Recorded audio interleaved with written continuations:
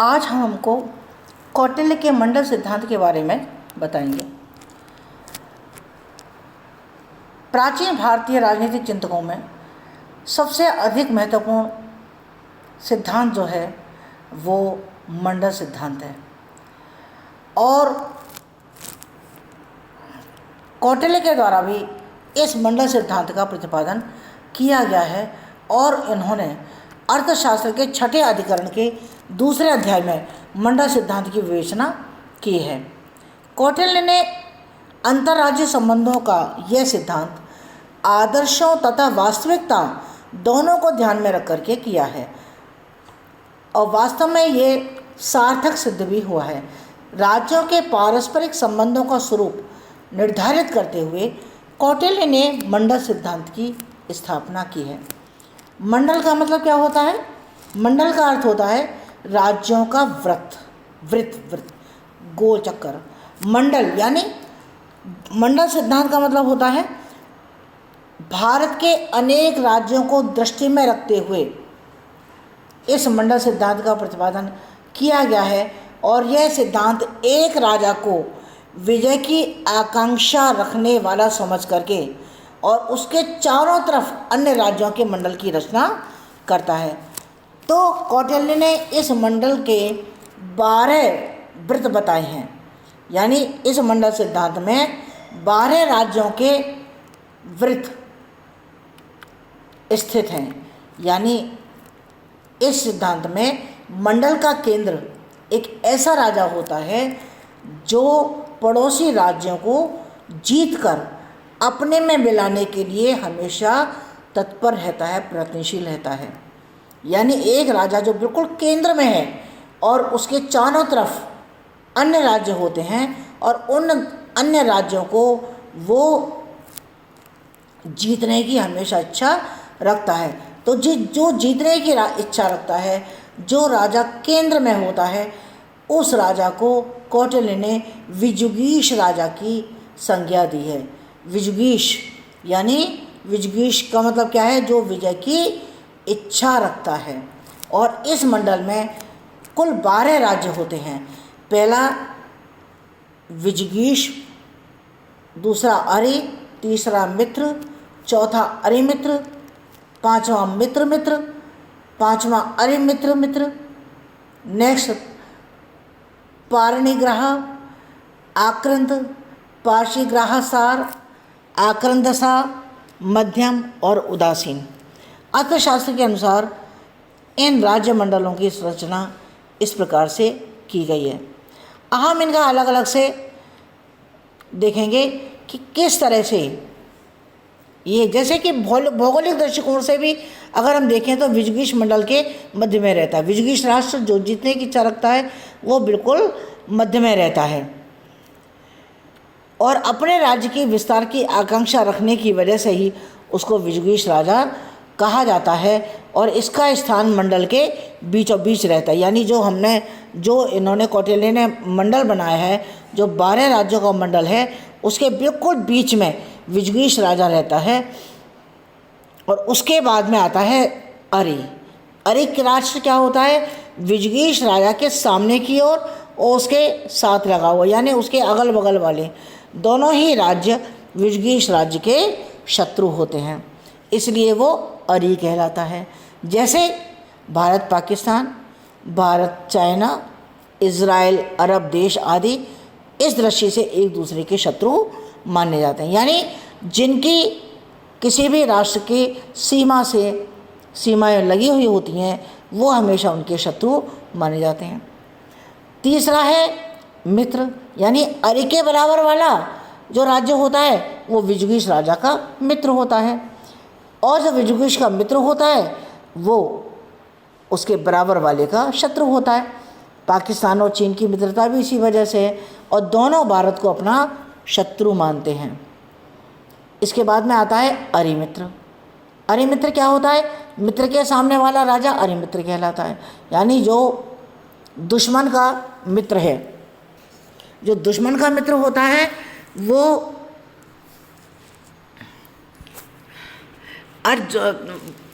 विजुगीष के साथ भी उससे मित्रता उद्मित्र के सामने वाला जो राज्य होता है वो अरिमित्र कहलाता है, क्योंकि वह अरि का मित्र होता है, इसलिए विजुगुष के साथ भी उसकी मित्रता होती है। और दूसरा होता है मित्र मित्र, यानी अरिमित्र के सामने वाला जो राज्य होता है वो मित्र मित्र कहलाता है, यानी मित्र राज्य का मित्र मित्र ही होता है और विजुगुष के साथ उसकी मित्रता होती है। और अरिमित्र मित्र यानी मित्र मित्र सामने वाला राज्य अरिमित्र कहलाता है, क्योंकि वह अरिमित्र राज्य का मित्र होता है, इसलिए अरे राज्य के साथ भी उसका संबंध मैत्रीपूर्ण ही होता है। इसके बाद आता है पार्श्वग्रह। विजुगुष के पीछे जो राज्य रहता है वह पार्श्वग्रह कहलाता है, यानी बैक साइड में जो होता है वो अरे की तरह ही विजुगुष का शत्रु होता है, क्योंकि वो पीछे से लगा होता है, पता लगा कब पीछे से उसने उस पर वार कर दिया, तो इसलिए उससे भी हमेशा भय बना रहता है। इसके बाद आता है आक्रंद। आक्रंद क्या होता है? पार्श्वग्रह के पीछे राज्य होता है, यानी जो पार्श्वग्रह जो पीछे वाला राज्य होता है वो उसके भी पीछे राज्य होता है, तो वो पार्श्वग्रह का मित्र होता है। और आक्रंदासार क्या होता है? पार्श्वग्रह सार के पीछे वाला राज्य आक्रंदासार कहलाता है और यह आक्रंद का मित्र होता है। अब मध्यम राज्य क्या होते हैं?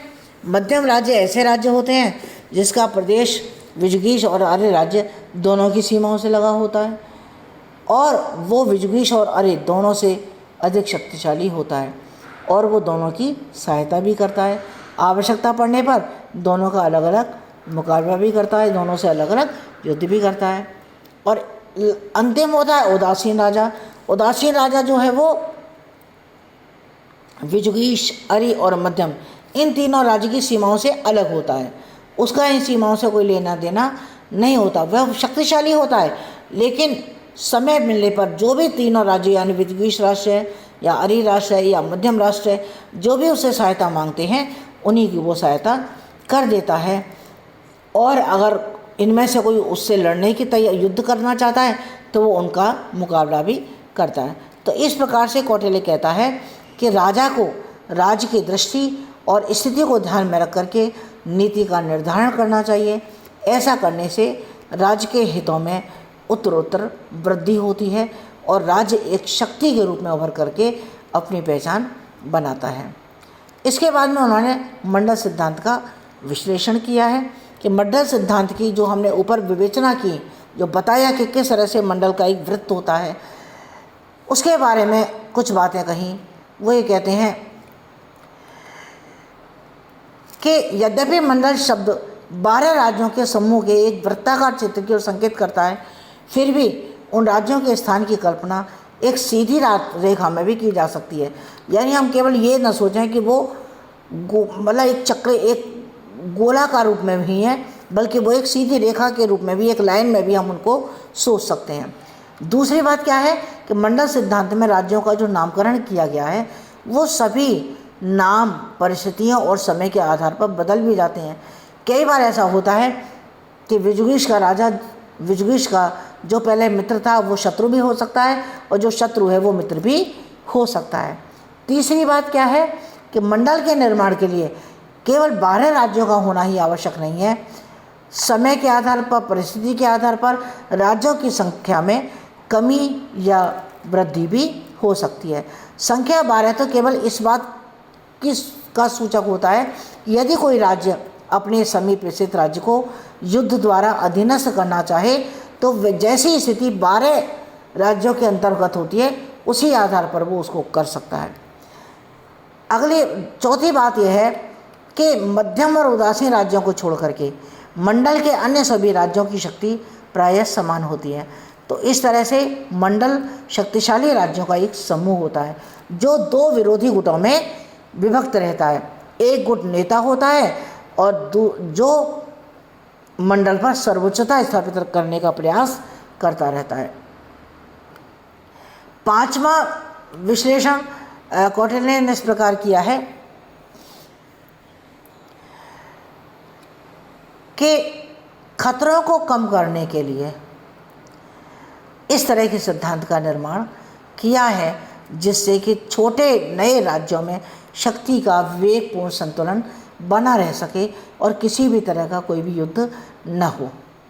छठी बात वो कहते हैं कि दुर्बल राज्यों को अपने पड़ोसी शक्तिशाली राज्यों से सतर्क रखने और उनकी विस्तार की नीति से अपने रक्षा हेतु समान राज्यों से मैत्री स्थापित करने के लिए मंडल बनाने की बात कही है। इसके अलावा सातवीं बात यह है कि मंडल सिद्धांत के अनुसार एक राज्य अपने पड़ोसी का शत्रु होता है और उसके पड़ोसी का मित्र होता है। किसके पड़ोसी का? पड़ोसी के, यानी जो हमारा पड़ोसी है वो तो हमारा शत्रु हो गया, और जो शत्रु का पड़ोसी है वो हमारा मित्र हो गया, और मित्र के बाद वो शत्रु का मित्र हो गया, और उसके आगे मित्र मित्र, और उसके बाद अरि मित्र मित्र। इसी तरह का एक क्रम चलता रहता है। इसके बाद मंडल सिद्धांत के आधार पर हम वर्तमान अंतर्राष्ट्रीय राजनीति को देख सकते हैं। यानी कौटिल्य के द्वारा जो मंडल सिद्धांत का प्रयोग किया गया है, जो चक्र तैयार किया गया है, वो सिद्धांत आज भी महत्वपूर्ण स्थान रखता है। वर्तमान में भी एक ध्रुवीय विश्व राजनीति में संयुक्त राज्य अमेरिका का वर्चस्व देखा जा सकता है, जिसकी कल्पना हम कौटिल्य के विजुगीष राज्य से कर सकते हैं, जो अंतर्राष्ट्रीय क्षेत्र में उत्तरोत्तर अपना प्रभाव बढ़ा रहा है। अब हम इसका कौटिल्य के मंडल सिद्धांत का मूल्यांकन करते हैं। यानी कितनी भी हम मंडल सिद्धांत के महत्व को बताएं, लेकिन फिर भी बहुत सारी आलोचकों के द्वारा की गई है। जैसे कि भौगोलिक दृष्टि से महत्व समाप्त, तो आलोचक ये कहते हैं कि भौगोलिक दृष्टि से आज मंडल सिद्धांत का महत्व समाप्त हो गया है, क्योंकि यह सिद्धांत भारत के अनेक राज्यों को दृष्टि में रख करके पहले तैयार किया गया था, लेकिन वर्तमान समय में आज भारत एकता के सूत्र में बंधा हुआ। यानी पहले जो राज्य थे वो छोटे छोटे राज्य हुआ करते थे, आज राज्य इतने विशाल रूप में है, तो आज के समय में वो मंडल सिद्धांत संभव नहीं है। दूसरी बात, पड़ोसी देश एक दूसरे के शत्रु नहीं। यानी मंडल सिद्धांत के आधार पर तो पड़ोसी राज्य एक दूसरे का शत्रु होता है, लेकिन आधुनिक समय में स्थिति विपरीत है। जैसे भारत अपने पड़ोसी देशों के साथ में संबंध सुधारने के लिए हमेशा हर संभव पहल करता रहा है। भले ही पड़ोसी देश भारत के साथ में नकारात्मक सोच क्यों न रखते हों, फिर भी भारत के प्रत्येक प्रधानमंत्री का ये प्रयास रहा है, चाहे वो इंद्र कुमार गुजराल हों, या जिसको कि गुजराल सिद्धांत के नाम से पुकारा गया, या हमारे पूर्व प्रधानमंत्री अटल बिहारी वाजपेयी जी, उन्होंने बहुत प्रयास किए, चाहे वो डॉक्टर मनमोहन सिंह, इन्होंने सकारात्मक प्रयास किए। तो इसलिए हम ये नहीं कह सकते कि जो विजुगीष राजा होता है उसका जो पड़ोसी राष्ट्र है वो उसका शत्रु ही होता है। इसके अलावा केवल सीमा के आधार पर संबंधों का निर्धारण नहीं होता।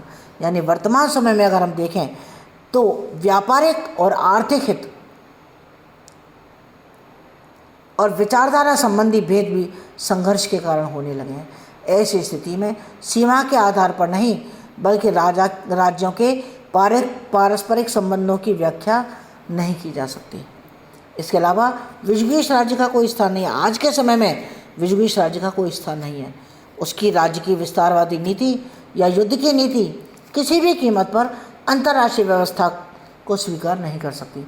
यदि कोई राष्ट्र ऐसा करने का प्रयास करता है तो उसे व्यापक अंतर्राष्ट्रीय विरोध का सामना करना पड़ सकता है, क्योंकि अंतर्राष्ट्रीय स्तर पर बहुत सारे प्रतिबंध लगाए जा सकते हैं।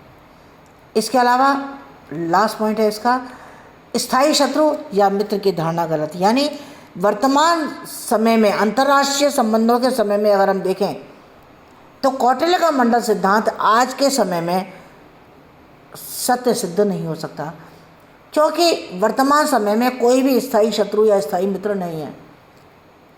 और स्थायी अगर होता है तो राष्ट्रीय हित और इसे ही आधार मान करके एक राष्ट्र अपनी नीति का निर्धारण करता है, जिसकी कल्पना हम नहीं कर सकते। जैसे संयुक्त राज्य अमेरिका और चीन या भारत के बीच 90 दशक तक जो संबंध कड़वाहट भरे हुए थे, जो आपस में शत्रुता का व्यवहार था, लेकिन दोनों पक्षों को अंतर्राष्ट्रीय बाध्यताओं के चलते संबंधों में आज हम देखते हैं कि कितनी मधुरता है। आज भारत और अमेरिका के संबंध हमें मधुर दिखाई देते हैं। तो इस प्रकार मंडल सिद्धांत के हमेशा रहने वाले मित्र या हमेशा रहने वाले शत्रु की जो धारणा है उसको हम सत्य सिद्ध नहीं कर सकते। लेकिन फिर भी मंडल सिद्धांत का महत्व, उपरोक्त आलोचनाएं बहुत सारे आलोचकों के द्वारा की गई हैं, लेकिन फिर भी तत्कालीन परिस्थितियों के आधार पर कौटिल्य के मंडल सिद्धांत का महत्व था और उस समय कौटिल्य के मंडल सिद्धांत की सार्थकता भी थी। भले ही आज कौटिल्य के मंडल सिद्धांत का कोई महत्व नहीं है, लेकिन उस समय कौटिल्य के मंडल सिद्धांत का पूर्ण रूप से महत्व था।